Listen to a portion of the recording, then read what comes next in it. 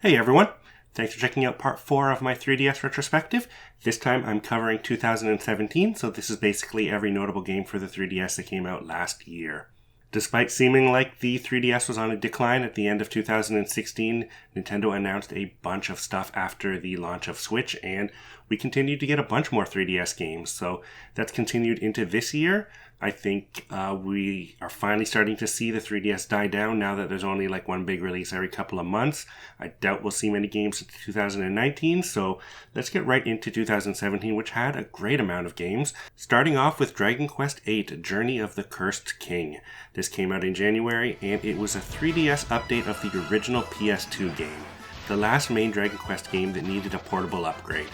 Unlike the previous games that got the same treatment, 8 was already at the same level as those updates, so the updates are a little less drastic, but there's a lot of interesting additions for fans of the series. Many minor changes help with the game balancing and making the original experience less grindy. Major additions include 2 new playable characters to add to your party, 2 new post-game dungeons, and new story scenes that flesh out the hero and villain backstories, as well as a new ending that's tied to a new romance option. In a strange licensing issue, however, the music isn't the orchestrated version from the original PS2 game.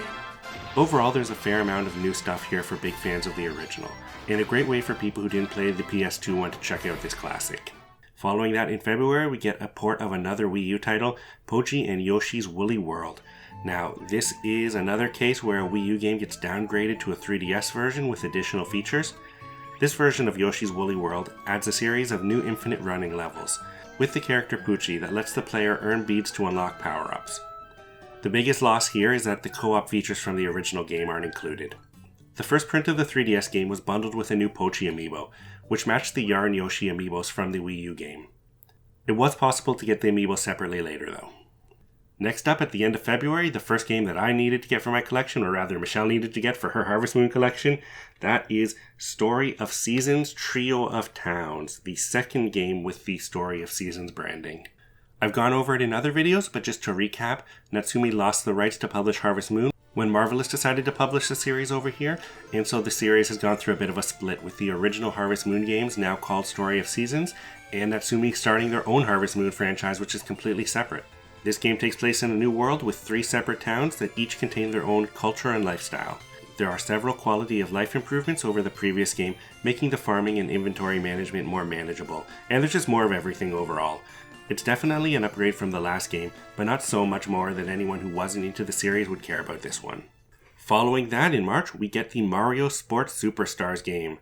This is a collection of 5 sports games, which include a soccer game that is an 11 vs 11 game played with Mario characters and Goombas, a horse racing game that has the player raising their horse like a virtual pet before racing it, a tennis game that features singles and doubles matches, as well as baseball and golf games.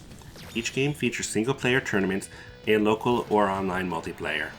The game launched alongside a series of 100 amiibo cards.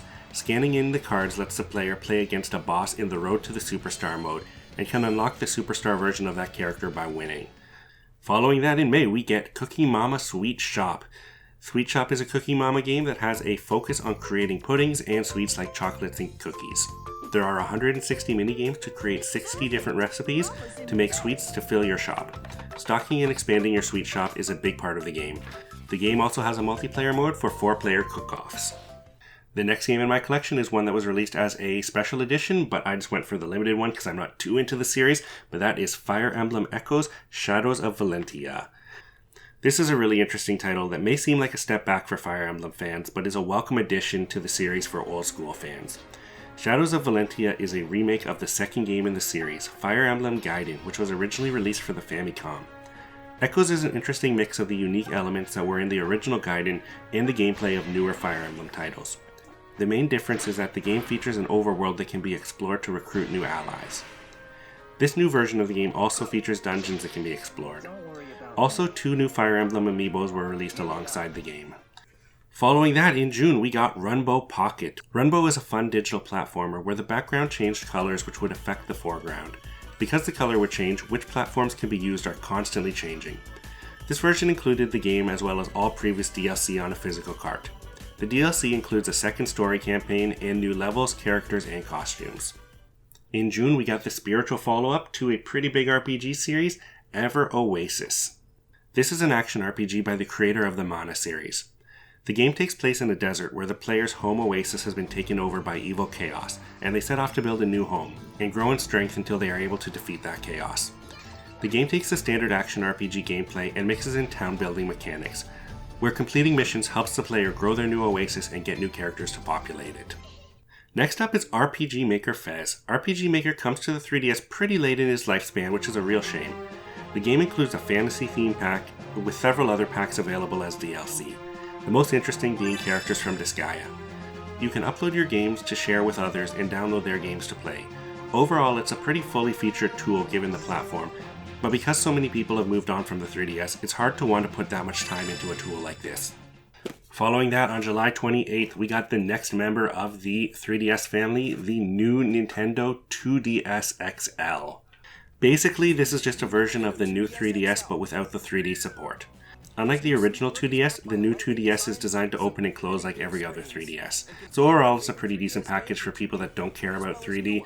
Nintendo hasn't really supported the 3D features of the system in the last year like they did for the previous years, so I can see them putting this out to try and save costs, although I don't think it really released any cheaper than a traditional 3DS, so you can probably get one of those pretty easily too. Next up is Hey Pikmin. This is a 2D take on the Pikmin formula, which has Captain Olimar navigating through environments using the Pikmin he finds to take out dangerous monsters, and collect items that act as fuel for his ship. The game features the standard red, blue, and yellow Pikmin with their unique abilities, and pink flying Pikmin. Olimar can also swim and fly with his jetpack. The game uses the previously released Pikmin amiibo, and a new Pikmin amiibo was released alongside it. Overall, it's cool to see this game in 2D, see what they can do outside of that kind of traditional 3D gameplay they've always done. It works pretty well. It's just nice to see this series expand to different platforms. Following that, we get Topia, a new RPG that leverages your Miis and uses the style of something like Find Me, but builds out a full traditional RPG with turn-based combat and a job system. In the game, you build your team of Miis and take on the Dark Lord, in order to give back the faces of the citizens of Topia. It's an interesting and endearing style, but it doesn't really stand out in a sea of great RPGs. Speaking of which, next up is Monster Hunter Stories, coming out in September. This game takes the hardcore monster hunting gameplay of the main series and spins it off into a traditional cutesy turn-based RPG. In the game, the player controls a rider who steals eggs from monster nests in order to raise companion monsters which they can ride and use in battle. Overall, it's a good introduction to the Monster Hunter universe for players who don't want the mainline hardcore experience. And best of all, it brought us some amazing looking Monster Hunter amiibos, though you have to import these from Japan. Following that, we get Minecraft New Nintendo 3DS Edition. This is not a great version of the game, but it's still an okay version for people who don't have a better way to play it. As mentioned in the title, the game is only playable on the new 3DS. It also doesn't feature 3D visuals. The game includes 7 content packs, but I don't think it includes the Wii U Super Mario Mashup pack, and that's pretty insulting to Nintendo fans that that's not included. The game did feature some updates to add new features, but overall not a worthwhile version of the game. Following that, a game a lot of Nintendo fans were hyped for, Metroid Samus Returns. This complete remake is an interesting take on the original Metroid 2 for Game Boy, with some questionable design decisions. The game looks and sounds great, and the original game structure has been updated slightly to help change the main criticism of the original linear game. The one love it or hate it feature of the game is the new parry system, in which you have to deflect specific charge attacks from enemies. While this adds some new depth to the combat, for me it really kills the flow of the gameplay. The game launched alongside a really cool 2-pack of amiibo, with a new Samus figure and a great Metroid figure. Overall, definitely worth checking out for Metroid fans, especially if you're into the old 2D stuff. Next up is Yokai Watch 2 Psychic Spectres. This director's cut version of the previously released Yokai Watch 2 features new areas, 12 new quests, 15 previous bosses that you can now collect, and expanded multiplayer modes. The game also features new dungeons that are unlocked with save data from the previous games. In October, we get Acept Revolt. This is a 20th anniversary celebration title for the Acept series, which is mostly unknown over here. The game is a strange mix of a board game and a card battling game like Magic. This game features a ton of new cards, boards, and sees a new story mode that continues the story from the original title. After that, we get a game that was pretty hard to find over here after release. I don't know if it's gotten any easier or if it was a small print run, but that is Laytons Mystery Journey, Cottrell and the Millionaire's Conspiracy. This is the 7th game in the Puzzle Adventure series that was originally released on mobile devices and later ported to the 3DS. The game stars Cottrell, Professor Layton's daughter who started her own detective agency, and takes on cases from the police to help solve 12 different mysteries that tie together to tell the larger story of Cottrell looking for the lost Professor Layton. The game features similar puzzles and minigames to the previous titles, as well as new customization options to dress up Cottrell and decorate her office. Following that, in October, an update to a classic GBA game, Mario & Luigi Superstar Saga and Bowser's Minions. This is a remake of the first game in the Mario & Luigi RPG series. The game features a new mode called Bowser's Minions, which is a side story taking place alongside the main game, starring Bowser's minions trying to rescue him from the main game's villain. Bowser's Minions is kind of a strategy game where you send Bowser's army against the enemy's army. The game has amiibo support for every amiibo in the Super Mario series as well. Overall, this is a great way to check out the game if you haven't played the original. Following that, Etrian Odyssey 5 Beyond the Myth. The 8th game in the Etrian Odyssey series continues the gameplay and storytelling mechanics from the previous Untold games and Etrian Odyssey 4. Gameplay is pretty consistent with the previous games, having the player progress through first-person maze-like dungeons, mapping their progress, and defeating enemies in turn-based battles. The game takes place on a new continent, with its own world tree. There are 4 races and 10 classes to build your party from. Overall, the game did little to help expand the reach of the series, despite being another great entry. I heard much less buzz about this one than I did about 4 and Untold, so the series is pretty much still just for hardcore fans at this point. Next up, a game that was released alongside its Switch version, Fire Emblem Warriors. This game only runs on the new 3DS. This is the 3DS version of the Dynasty Warriors style Fire Emblem game that was built by the team behind Hyrule Warriors. While the main story features new characters, characters from tons of other Fire Emblem games join in battles.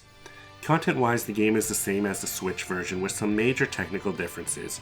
Obviously, the game looks much worse on the 3DS, and battles have the players facing off against way less enemies at a time. This version also doesn't feature the multiplayer modes. The amount of enemies on the screen at a time is a key gameplay aspect for the Warriors games, so I recommend not bothering with this version if possible. Following that, in November, we got Mario Party The Top 100, a strange entry in the Mario Party series that doesn't feature the board game style gameplay. Instead, it lets players play through Nintendo's choice for the top 100 mini-games that have appeared in previous Mario Party games. I'm not really sure who this is for. I've never liked the idea of Mario Party on a portable system, but I don't think this is any better of a single-player experience, so it's really only for people who are really into the Mario Party series. Next up is Pokemon Ultra Sun and Ultra Moon. I grabbed the Ultra Sun version because I have the Moon version of the original game. This is a follow-up to the original Sun and Moon, similar to Black and White 2. The game takes place in the Alola region again, but the story is completely different and there are new areas to explore and new Pokemon to collect. Both Ultra Sun and Ultra Moon were released in a Steelbook Dual Pack version for collectors, but that sold out very quickly.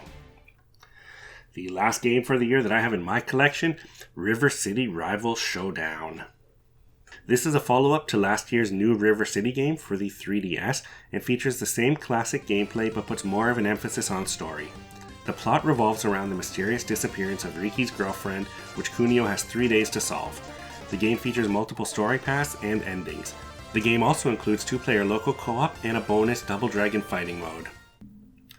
And that is it for 2017. There is still a couple great games that came out in 2018, so at the end of this year I'll do another retrospective.